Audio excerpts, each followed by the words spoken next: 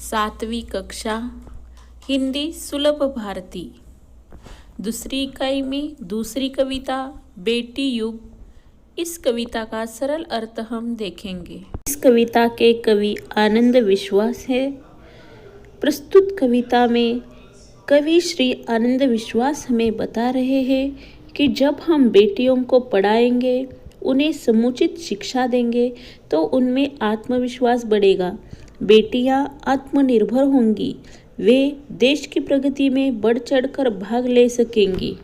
अब हम कवि श्री आनंद विश्वास द्वारा लिखी कविता बेटी युग का सरल अर्थ देखते हैं। आने वाली कथा कहानी अब भी जग में लगे सुहानी। बेटी युग के नए दौर की आओ निकले नई कहानी। नानी वाली कथा कहानी मतलब नानी द्वारा सुनाई गई कहानी। जग मतलब पूरी दुनिया और हमारा देश विकास कर रहा है, परंतु आज भी बच्चों को नानी द्वारा सुनाई गई कहानियां सुहानी लगती है। सुहानी मतलब प्यारी लगती है।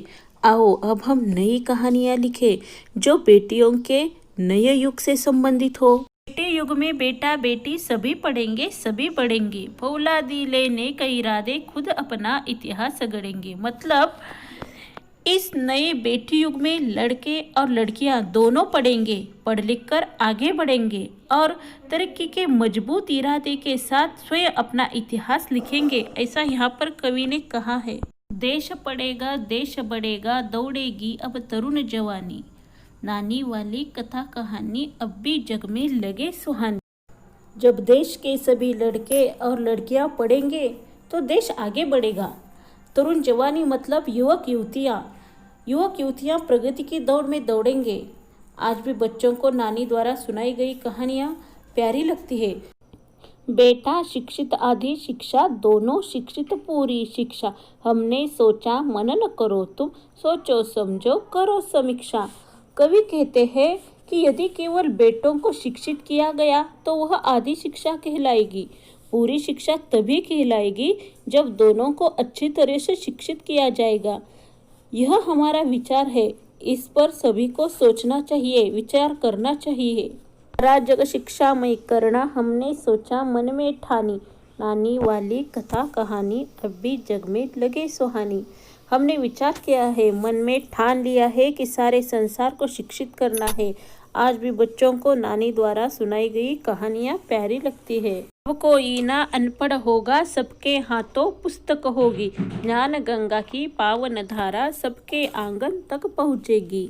अब समाज में कोई भी अनपढ़ नहीं रहेगा, सभी बालकों के हाथों में पुस्तक होगी। ज्ञान रूपी गंगा की पवित्र धारा प्रत्येक व्यक्ति के आंगन तक पहुँचेगी, अर्थात हर घर का हर बच्चा पढ़ेगा।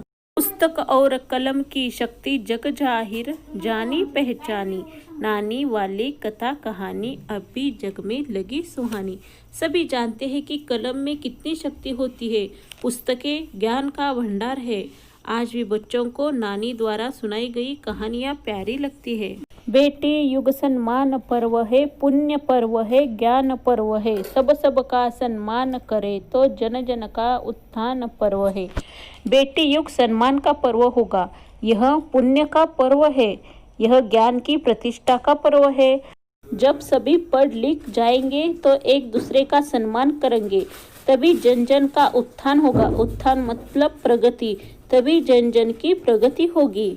सोने की चिड़िया तब बोले, बेटी युग की हवा सयानी। नानी वाली कथा कहानी अब भी जग में लगे सुहानी। प्राचीन काल में भारत सोने की चिड़िया कहलाया था। अब फिर बेटी युग की हवाओं में यह गूंजेगा कि भारत सोने की चिड़िया है। आज भी बच्चों को नानी द्वारा सुनाई गई कहानियाँ प्यारी लगती है।